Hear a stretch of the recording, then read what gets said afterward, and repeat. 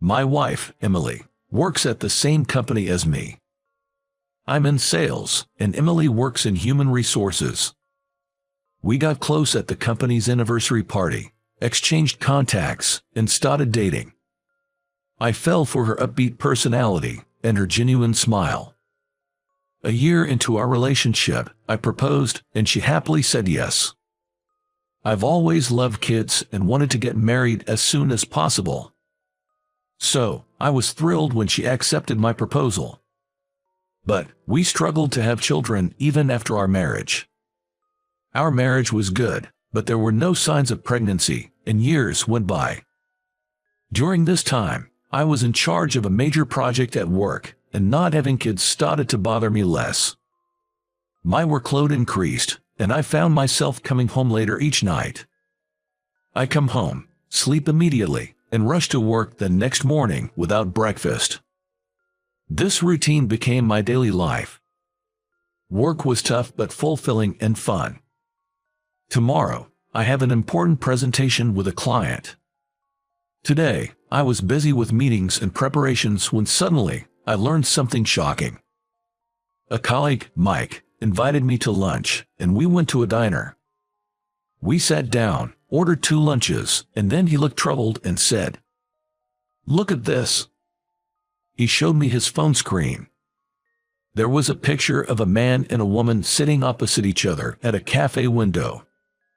To my disbelief, the woman was Emily. I couldn't believe my eyes. The man was a stranger. Emily was laughing happily. Mike said, "I followed them after spotting them. They later walked into a hotel, arms linked." I can't believe this. When I heard this, my eyes went blank. There was no mistaking it in the photo. It was definitely Emily. She was cheating. After lunch, I couldn't focus on work, haunted by the image of them. When I got home, I confronted Emily immediately. "Who's this guy? Mike told me about him today." I confronted her, thrusting the photo Mike had sent to my phone in front of her. "Let's get divorced," she said coldly. "What the hell? Were you really cheating?" I was stunned. Emily kept her head down, refusing to meet my eyes.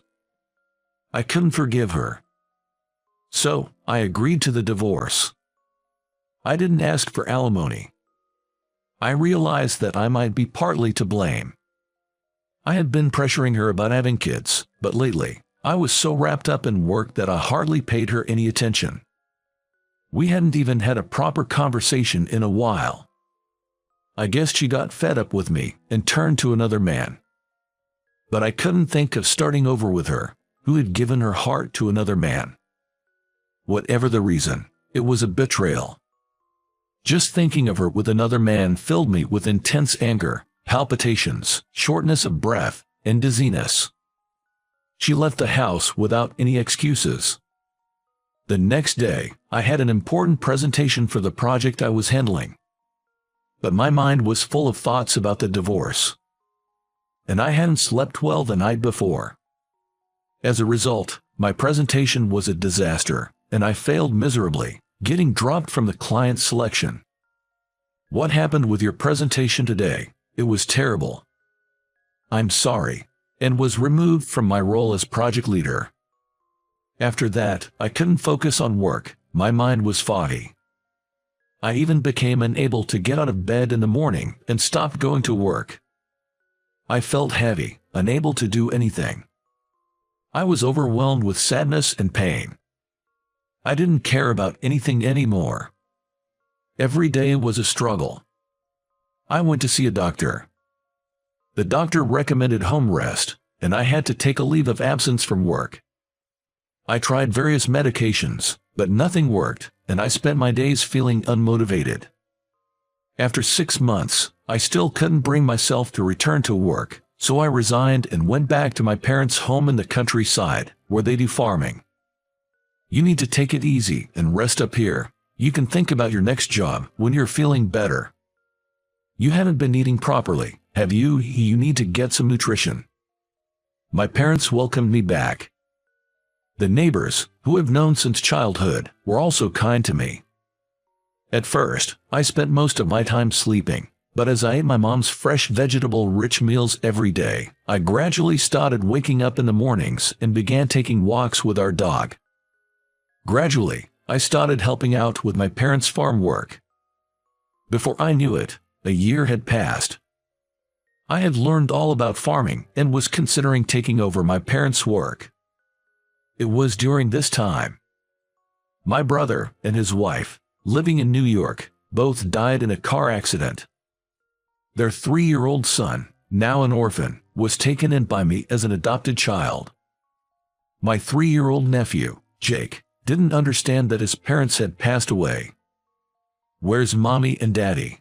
I would pick him up, comfort him, and we would cry together. Since then, I've raised Jake as my own child, and eventually, he started calling me Dad.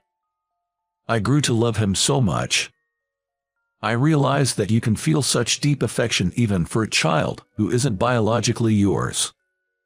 Another year passed, and Jake turned 4. I would leave him with my mom during the day and continue working in the fields. I didn't think about Emily much anymore, but sometimes I wonder how she's doing now.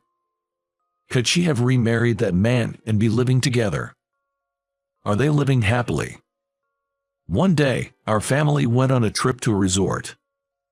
In the hallway of the inn, I couldn't believe my eyes. It was the man from Emily's affair photo. There was no mistaking it. I had seen that photo on my phone countless times. But the man was with a different woman and a little girl, not Emily. What did this mean? Had he and Emily separated? I impulsively asked him, "Hey, where's Emily?" He looked surprised and told the 2 people with him to go ahead to their room before turning to me. "Excuse me, who are you, Emily?" "Oh, you mean Emily Monroe." Monroe was Emily's maiden name. "Jer, weren't you the one who remarried her?" He stared at me and then asked, "Are you Emily's ex-husband?" "Yes, I am." His expression changed suddenly. "Can we talk privately for a moment?" We decided to talk in the inn's lounge. "My name is James. I've known Emily since we were kids. We grew up together like siblings, so there's no romantic relationship between us, and definitely no romantic feelings." He said it emphatically. He insisted that the time he was in the photo with Emily, they had just met by chance and had tea together, but they did not go to a hotel. Was this man telling the truth? Then why did Mike say they went to a hotel? And why didn't Emily deny it? James continued. "Did Mike have any negative feelings towards you?" "Negative feelings? Now that I think about it, he did seem to view me as a rival." "That's right. After I was removed as project leader, it was Mike who took over as the new leader of another project. I later heard he got promoted." Could it be Mike lied about Emily cheating just to bring me down? That was shocking. I had thought of him as a colleague worthy of respect. Then, James added more. "Emily, she can't have children.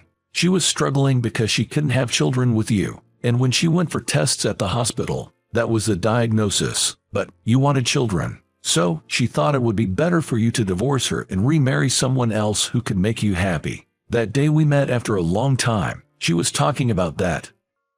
So, that's why, even when accused of cheating, she didn't make any excuses and instead initiated the divorce."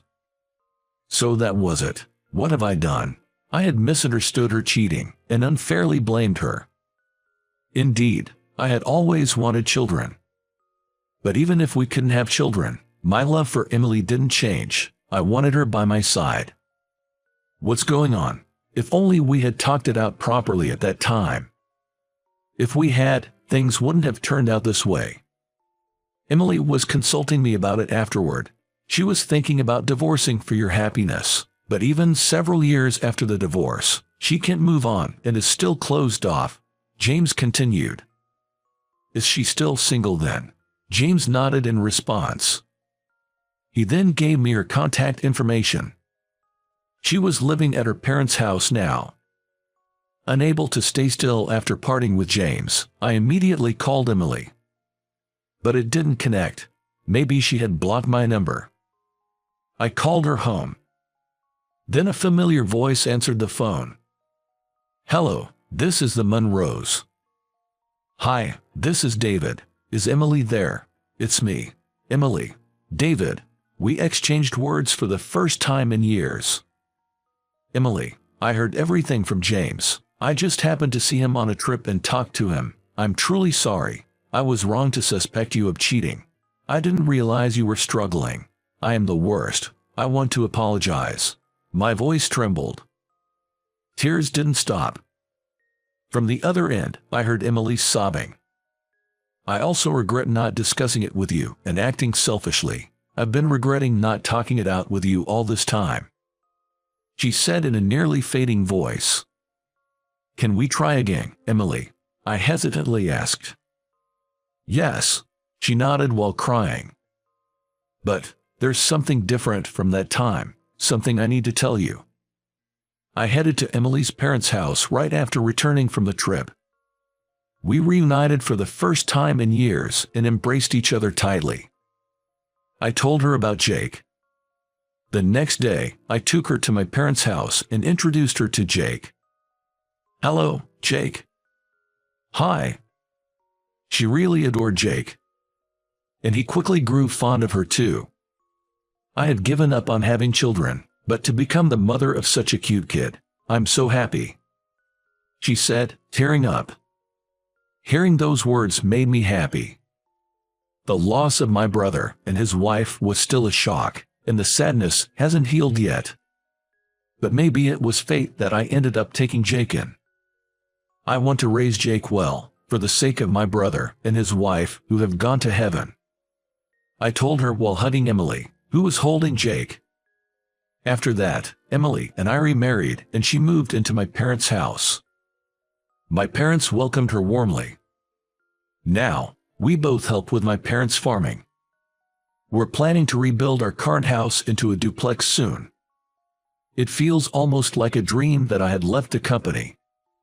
Speaking of Mike, the one who set me up, I heard he failed miserably in the final phase of a new project, causing great losses for the company, and was demoted afterwards. I thought about contacting the old colleague to give him a piece of my mind, but then decided it wasn't worth it. "Mommy, I'm hungry." "Okay, I'm cooking now." Jake has started calling Emily Mommy. These days, we're living incredibly happy lives.